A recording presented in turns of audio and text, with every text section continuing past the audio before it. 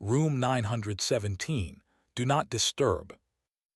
The photo hit my phone just before sunset when the city turns the color of whiskey and I'm the one pouring it. A hotel keycard lay on a velvet runner I recognized. My hotel's runner, the exact midnight blue used on the 12th floor corridor. Next to the card, a silver bracelet with a tiny knot charm I'd fastened around my wife's wrist last anniversary. The caption said, "Tonight, 9:17." It could have been a typo, except the Delmont's ninth floor ends at 916. I knew what the message meant before I let myself admit it. Room 917, our private shorthand for do not disturb, borrowed from a room that doesn't exist. Refill Jamie. Cal from accounting was already tipsy, waving his tumbler like a small flag. In a minute, I said, drying my hands longer than necessary. Behind the bar I can hide in plain sight. The chandeliers make flattering promises. The happy ones toast. The unhappy ones look like they're deciding which mistake to make next. I know all their faces. I had not prepared to learn my own. My wife Eva had texted me an hour earlier. Gala running late. Don't wait up. The picture on my screen disagreed with the second sentence and laughed at the first. The knot charm looked like a question someone had answered with their eyes closed. At 8:57, a woman in a brown silk dress slid onto the last stool. Brown shouldn't have been arresting, but the way it held the light turned the shade into a dare. She ordered something I'd never made for anyone the first time we met, bourbon neat, with a lemon rind. "Bad day?" I asked. "Sharp day," she said, twisting the rind between careful fingers. "Bad belongs to tomorrow." She lifted the glass and I watched the lemon oil film the surface. When she placed the rind down, she left a tiny crescent of gold on the bar. Next to it, with the casualness of a magician showing you the wrong hand, she set a folded card. The Delmont stationery. The same copper crest that had lived in the photo I still hadn't put away. "Is that yours?" I said, because I was an idiot for the performance of innocence. She smiled without showing teeth. "Everything in this hotel is yours, isn't it?" "I'm the bar manager," I said. "Ownership is a rumor and a W-2." The smile did not move. "You got a message with my note paper." She tapped the card with a fingernail. The faint click was audible private. "It said tonight. It also told you, if you have any romance left, that you'd recognize the bracelet." I felt my face choose between answers and lose. "Who are you?" "Someone who hates seeing her reflection cry in polished brass," she said. "My name is Sierra." She lifted the bourbon to her mouth and didn't drink. "If you go upstairs now, you'll make a scene that will be good for the server gossip and bad for the life you might still want. Don't go yet." "How do you know where upstairs is?" She glanced toward the elevators, where a bellman was pretending to admire his cufflinks. "I'm in 903, she said. "The corridor's my lullaby." "And 917. "Doesn't exist," she said softly. "Which is the point?" I looked at her hands. No ring. A pale rectangle of skin where a ring might have been. "Why are you warning me?" "I'm not warning you," she said, and now she drank, eyes never leaving mine. "I'm asking for company." I left the bar to Cal, and a note about cashing out in case my evening learned new languages. Sierra slipped off the stool like a secret choosing daylight. We rode the service elevator, infamous for showing people exactly what they look like when no one's supposed to be watching. She didn't check herself. I did, and didn't like the man whose jaw had learned to set. The ninth floor hall smelled faintly of orange peels, the kind the cleaning crew toss into the vacuum canisters so the shadows keep a citrus secret. Sierra walked as if she'd done this before. A slow glide, no hesitation at the turns, a sensible heel that murmured across the carpet. "Stop here," she whispered, "outside 912. The mirror across from 915 shows just enough." We stood in the alcove, close enough that her perfume, smoke, and green tea felt like a clause attached to my breathing. The mirror in question was one of those decorative things we tell ourselves we need for light, the kind that likes to recommend honesty in a flattering font. I could see the elevator. I could see the branching. Left to 901, 915, right to the dead end where 916 pretended not to be the last door. In that dead end, the wall sconce wrapped in frosted glass is a fixed star. I have told honeymooners to use it as a landmark. Tonight it looked like a witness. Curfew for the decent strolled past. Laughter in minor keys. A woman in a tuxedo jacket kissed a man's knuckles while his eyes checked the emergency exit map. A housekeeping cart waited like a chaperone who drinks. At 9:13, the elevator opened on a certainty I had not yet rehearsed. Eva, in the dress I'd seen only on the closet door, a black column with a slit like a breath drawn up the thigh. Her hair was folded in the way the woman at the salon does when she's bribed. She wasn't alone. He was handsome in the way that insists upon itself, shoulders like declarations, a tie with a dimple that looked accidental on purpose. He held his phone low, screen down. His hand rode the small of her back like a private animal. I went cold and then hot, and then something that felt violent and also still. Sierra's hand found my sleeve and didn't squeeze. It just lay there, an invitation to remember everything I wasn't going to do. Eva walked past our alcove, one beat too fast for comfortable. Her perfume broke against the corner of the wall and opened the air. I could have said her name. I could have stepped out and made the hallway a court. Instead, I let the mirror do the watching. They turned right. At the dead end, where 917 never was, he raised a hand and touched the blank patch of wall like an old ritual. She laughed with her teeth hidden, the laugh she uses for chefs and donors and men who pay to hear it. Then they slid a key into 916. The door ate them. In the pause after the latch caught, I realized my throat had learned a new way to hold sound and not let it out. Sierra's breath feathered my cheek. "You okay?" she asked, a useless question delivered with real kindness. "No," I said, because my mouth still belonged to me. "But I'm not going to bleed on the carpet." We stood there a full minute, listening to the kind of silence that buildings use when they're proud of their insulation. Then she guided me back toward the service elevator, her palm a light comma at my elbow, careful punctuation in a sentence whose verb had failed. We took the stairs to the roof because the elevator felt like too much trust. The wind up there had opinions. The pool was closed and blue like an unmade promise. The city shrugged glitter all over itself. Sierra sat on the edge of a chaise and crossed her ankles. I kept walking until the gusts could talk over my pulse. "I didn't send the photo," she said when I came back. "But I knew you'd get one. People like them think their danger needs an audience." "You said you're in 903, I said. "How long have you known?"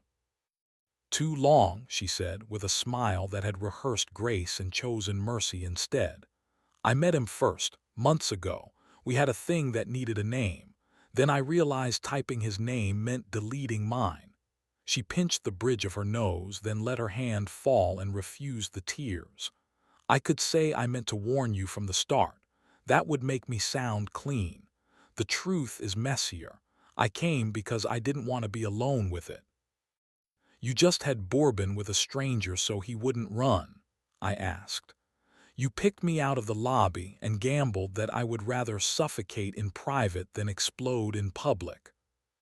"You don't look like a man who explodes," she said. "You look like a man who turns off lights before a room is ready to sleep." We didn't touch for a while. The city's bright hum filled the places where my answers used to be. When she finally reached for my hand, it wasn't hungry. It was steady. I let her take it. The warmth was an ordinary miracle. "I'm not your revenge," she murmured. "And you're not my confessor," I said, "but you can be my witness." We stayed until the air found our bones. When we stood to leave, her silk dress sighed against her legs and the moon pretended not to look. At the exit, she paused, one hand on the bar of the door. "If you're going to go home and pretend," she said, "at least do it kindly." "I don't know how to be anything else," I said, and shocked myself with how much I meant it. Home smelled like Eva's shampoo and lemon cleaner. She was at the kitchen counter, hands around a mug, hair down. The black dress hung from a chair like a clever lie that had already convinced the room. She looked beautiful. She looked like the woman who'd made me believe in new beginnings 10 years ago when I'd had nothing but knives and long hours. "How was the gala?" I asked. "The theater made me lightheaded." "Loud," she said, "your night." "Quiet," I lied, because I didn't know how to tell the truth without ending the world we'd rented together. She came close and pushed her face into my neck. If I leaned, if I breathed her in, I could pretend the perfume didn't have someone else's hands all over it. She kissed my jaw, then my mouth. I let her. It wasn't the kiss of a good marriage or a dead one. It was the kiss of two actors too tired to improvise. "Come to bed," she whispered, "please." We undressed without drama. I traced the slope of her shoulder, the line I always loved. She closed her eyes, I did too. Our bodies remembered the choreography without believing in the music. We kept it gentle. We stayed mostly above the sheets. It was touch as apology, heat as translation. When it was done, we held each other and said nothing, which sometimes means everything.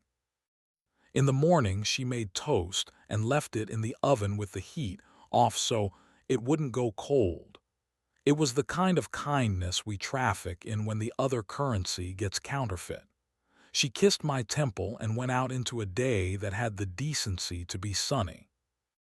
I went back to the Delmont because I didn't know where else to be.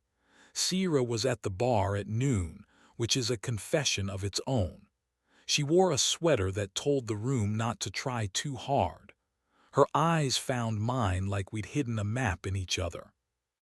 "Coffee," she said, "not bourbon." We took it to the library, what we call the little nook behind the jazz stage where old menus live and couches pretend to be discreet. She curled one leg under, and I sat angled, not quite touching. We told stories about before. The day Eva and I bought our ridiculous sofa and argued about whether teal was courageous or tacky. The sunset Sierra had watched 3 summers ago that made her feel like she'd cheated on her future by enjoying it without him. Between the stories, the air heated and cooled and heated again. When she reached for my face, I didn't flinch.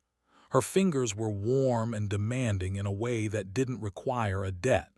She paused with her mouth a breath from mine, and I answered the question by closing the distance. It wasn't a staged kiss. It didn't ask to be impressive. It asked to be true. My palm found the base of her skull. She made a sound in her throat that complicated the day. We didn't undress. We didn't tip anything off a shelf. We kissed like people allowed to want but smart enough not to burn their own letters. When we pulled apart, our foreheads stayed together, and I learned how to inhale her laugh. "We should stop," she said, voice low. "We should," I said, and didn't immediately. When we did, it felt like choosing a future rather than refusing a present. We sat until the coffee forgot itself. Then I stood and buttoned my shirt like a man who knew how to leave a room. "I'm going to ask her to tell me the truth," I said, "and then I'm going to do something impossible with it." "What would that be?" Sierra asked. "Not punish her," I said, "and not punish myself." Eva didn't cry when I confronted her that night in our living room. She put her hands in her lap and listened, which is an intimacy many couples never reach. I told her about the photo, about the hallway, about the woman in brown who had rescued me from my worst version. I did not tell her about the kiss. That belonged to a different honesty I wasn't ready to perform. It was going to be brief, she said, which made me want to laugh and didn't. You and I, we became roommates with a shared sense of humor. I wanted to feel like a door someone kept choosing. I chose you, I said too fast. Her mouth tilted. You chose our life, she said, which is almost the same and also not. We agreed to pause us, which felt like learning to breathe underwater. She would stay at her sister for a while. I would keep the apartment because my shifts at the Delmont were a marriage of their own. The rules we made weren't elegant, but they were ours. Kindness at the handoff, no performances for mutual friends, no dragging the other person into the brightness of our alibis. For a week, Sierra and I did not meet anywhere a song could find us. We texted like cautious thieves. A photo of a street dog asleep in a bookstore. A complaint about the elevator that stops at every floor because it's afraid of missing a chance. A lemon emoji that meant I'm at the bar but not for long. The restraint lit the messages from the inside. Then, one rainy afternoon, I climbed the stairs to the roof. The city had turned to edges and mist. Sierra was there under the overhang, hair damp, sweater sleeves shoved to her elbows as if arguments had a temperature. I didn't pretend to be surprised. She didn't pretend she hadn't been hopping. We didn't kiss immediately. We talked about the smallness of big things, how to sleep in a bed alone without mistaking loneliness for freedom, where to keep the good plates when the good occasions feel like they belong to someone else. She told me she'd been writing headlines for her own heart. Woman chooses quiet over applause, finds actual music. When I did reach for her, it felt like finishing a sentence that had been waiting on the tip of my tongue for an honest ending. We kissed, with the rain applauding against the railing, with the city pretending not to eavesdrop. It was deeper than the library kiss, slower and more insistent, still careful enough to return us to ourselves instead of stealing us. Are we awful? She whispered, lips against my cheekbone. We're honest, I said, which is inconvenient. We stopped before we had to, the way dancers know when the music has one last perfect count. She pressed a lemon rind into my palm as if to bless the moment with a brightness that didn't hurt. Text me when it's okay to be more, she said, or when it's brave to be less. I'll text you when I can talk about us without using someone else's language, I said. She smiled, the kind that makes an afternoon decide to forgive itself, and left through the door that hadn't yet learned to creak. I stood at the edge of the roof and let the rain hide my new face. Below me, lights came on in windows I'd never see inside. I thought about room 917, the room that doesn't exist, and what it takes to make a life in the spaces that maps still ignore.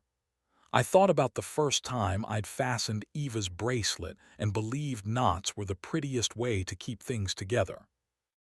My phone buzzed. A message from Eva. I found the knot charm in my coat pocket. It doesn't feel like a lie anymore. It feels like a goodbye tied with care. I typed and erased 3 answers before settling on the only one that didn't pretend. Thank you for not slamming the door. The rain softened. Somewhere below, the lobby pianist started something in a major key, which felt like optimism or mockery. I couldn't tell. I rolled the lemon rind between my fingers until the oil woke the air. The city smelled like citrus over steel. My life smelled like beginning. And downstairs, a woman in brown was probably not at the bar, and I was going to choose to believe that the next time I saw her, I would know how to be touched without turning the rest of the world off to hear the sound. I went inside, shaking water from my hair, and took the service stairs down to the 9th floor. I passed the sconce that thinks it's a star and smiled at the blank space where 917 should be, a sign that tells the truth by refusing to exist. Not everything needs a door. Some nights, you learn to stand outside and wait for the light to change, then walk away with your hands open, the lemon sting in your palm reminding you that warmth can be sharp without drawing blood.